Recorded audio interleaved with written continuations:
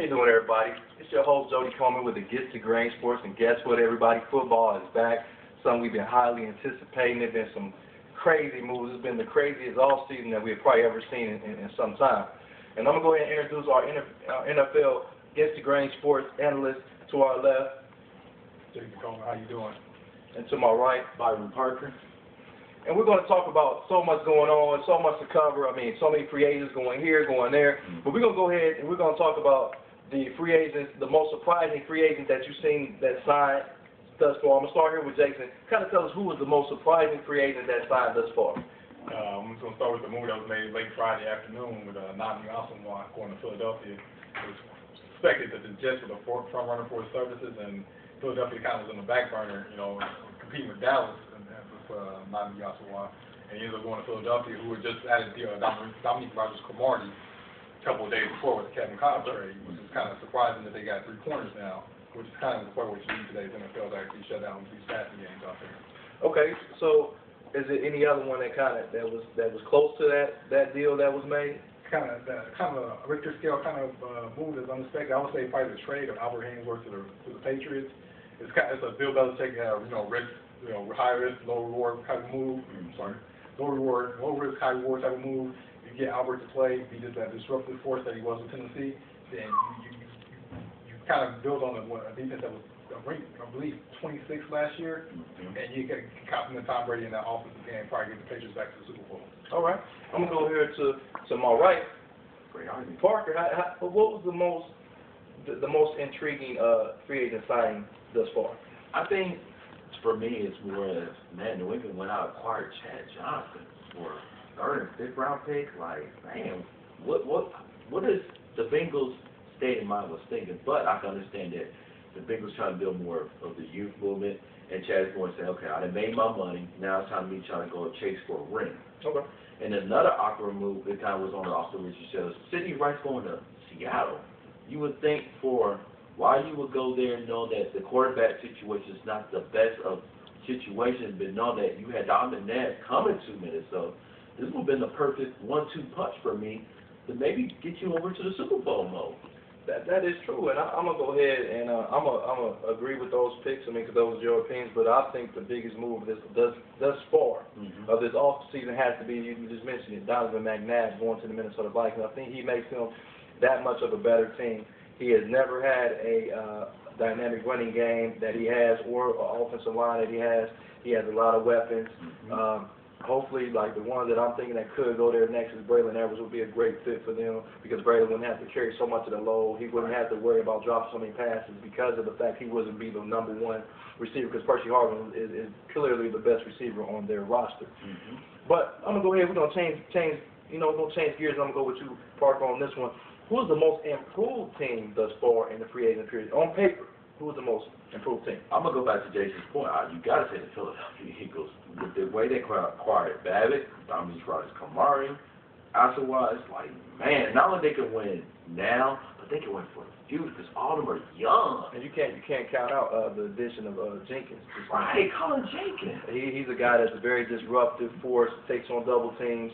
I mean, Philadelphia is really making so many moves, like you said, the youth movement, as well as getting those veterans in there to win the championship around Michael Vick, but they have to sign Deshaun Jackson. Yes. They have to. That's got to be a must. Jason, who do you feel is the most improved team on paper? On paper? On paper. The most improved team on paper to me has to be the New England Patriots. You look at the addition of Albert Haynesworth, Oach, and you bring back that offense. They brought those 2 guys in. And they kept a lot of their free agents that they had. They had, you got guys that stood in the system, Kevin Falk, Sammy Morris. They lost Matt White, but I think they have a lot of faith in this Vladimir Bowler guy who played left tackle. Then you keep bringing upstanding. But you have so many weapons in the thought that they may bring back a Randy Moss, or they might not even be done. Because, guys, they probably would, buy out their army to go play for the Patriots. You're going to play for Bill Belichick. I mean, and if Belichick can get it out of you, that means you don't need to be in the league, I think. I think the Patriots, if the Haynesworth can come in and give them that spark, you put him and Vince Wilfork, you try to run it up the middle, because they're not 3-4 defense, because if you look at them, they primarily play a lot of their set. They have 4 defensive linemen on the field. you could put them, Wilfork and Albert Hainsworth together, there's probably no running up the middle against the Patriots. Right, you made an excellent point when you said that they're not a 3-4 defense. New England specializes in getting single coverage on their guys across the front of the line to get that pressure up the middle. And if Hainsworth gets single coverage up the middle because Vince Wilfork is on the other side, he can be back the most dominant player that he was 2 years ago. And that'd be very scary for the league. But I'm going to go against the grain on both of you guys because I am your host, Jody Coleman.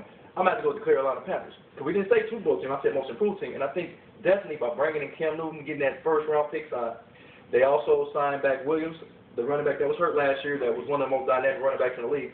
They bring in Shockey. They bring in Greg Olsen. They bring in 2 guys on that can help a rookie quarterback. The quarterback's best friend, especially a young one, is a tight end. And with them having Olsen, that's a down-the-field threat, and Shockey, that veteran that can catch the ball, very sure-handed guy, leader. Despite all the off-the-field stuff you may see, he's definitely a leader. And then they can re-sign Steve Smith, and also they'll be able to. They signed their linebacker Beason. They brought one of the most dynamic linebackers back in the game, and then they can just add to them and with the new coach. I think that Carolina can surprise a few teams. Not saying they'll make the playoffs, but I think they can go from 2 wins to maybe 6 or 7 in a tough NFC South. But you know, I said most improved thus far, but you don't play any games on paper. All the games are played actually on the field, but we'll see how good Carolina can be. Cam Newton has actually won championships on 2 different levels.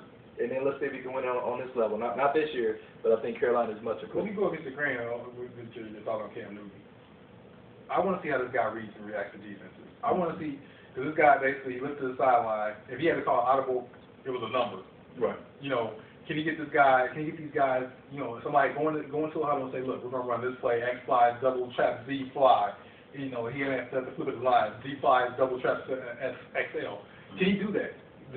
I mean, I'm not trying to knock the man. I don't know for Cam Newton personally, but does he have the mental capacity to actually make that step as an NFL quarterback? And you made a good point on does he have it? We don't know, but he did do it at the University of Auburn and took them to in the quote unquote the toughest conference in America, and he did it with swagger. He did it because sometimes the intangibles are not always the play calling. Sometimes it's the playmaking ability and the ability around you to make your players better. And I think that he did that. I think with Cam Newton, I think the ceiling is high. I think he has the capability of being a Ben Roethlisberger, right? But he also has the capability of being a Tony Banks. Wow, did he say Tony Banks against the grain sport? I said Tony Banks. He said Tony Banks. I didn't say it. He did. But we're going to continue on and go back with Jason right here with this one. Who is the most disappointing team thus far in this free agency period in the trades and nobody making deals or they haven't made deals to help their team? The host may swing on me for this thought, but it's the team with the brown helmet, the Cleveland Browns. They have been very non-existent in free agency. They've made one move to sign Brandon Jackson. They've let Sean Rogers go. They've lost a couple of key players, and they haven't really built upon the players they've lost. It's kind of like where you wait on Cleveland. You know, I mean, free agency has started. So I mean, that's where I think my most disappointing. Maybe they didn't get the memo yet. You? Cincinnati Bengals. I mean, with a $50 million cap, you let Joseph go. You let Odom go. I can understand Odom's reason because injuries and all that, but you let Chad Johnson go for a 3rd and 5th. I would have got better rate out of at least a 3rd or a 2nd. And then, you know, Carson Palmer, I can understand Mike Brown's points on both parties, but to me, why you signed that 10-year deal? You knew better. You seen the upfront money up front. You knew better. You seen that $70 million up front. I'm going to sign it. Now you made your bed. Got to sleep in it. I'm their host, and I always go against the grain. I'm going to have to go with the Tampa Bay Buccaneers because they have the most amount of money under the cap, and they have not made any deals. Even though they're a very young team, very talented team, it's a lot of players that can help them, maybe integrating some veterans. But I'm going to go with the Tampa Bay Buccaneers just for the fact that they have a lot of money to spend, and they haven't spent any. I think that. But on Tampa Bay, they went and signed a lot of their guys. They went and signed Jeremy Young, Joe Trueblood. They went and signed Davin Joseph.